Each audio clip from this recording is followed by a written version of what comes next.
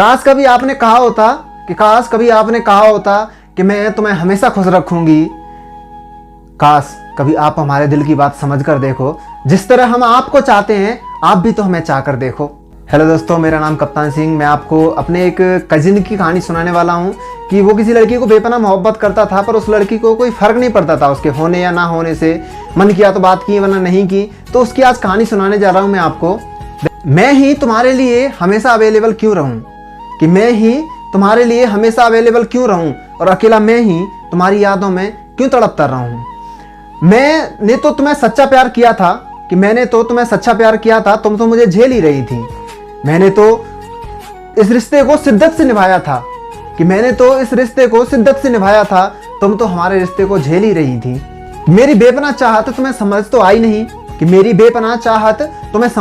नहीं, मैंने तुम्हें इतनी मोहब्बत की, तुम्हें रास तो आई नहीं कि क्या दुनिया के सारे दुख झेलने की जिम्मेदारी बस हमारी है, कि क्या सबको खुश रखने की जिम्मेदारी बस हमारी है। काश कभी आपने भी तो कहा होता कि हम तुम्हें हमेशा खुश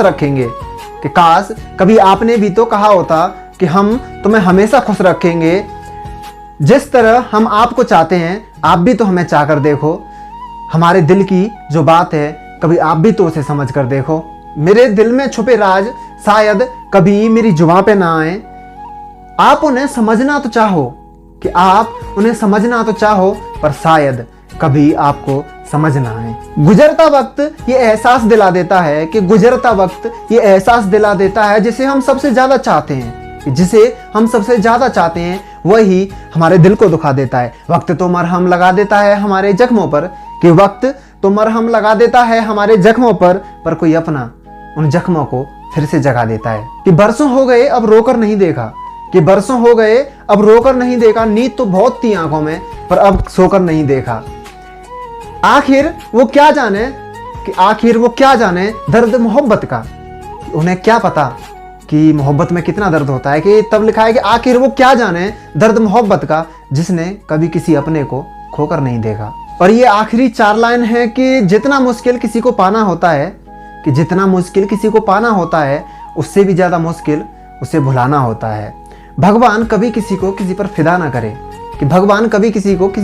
ना करे, और अगर करे तो आखिरी सांस तक उससे जुदा ना करे।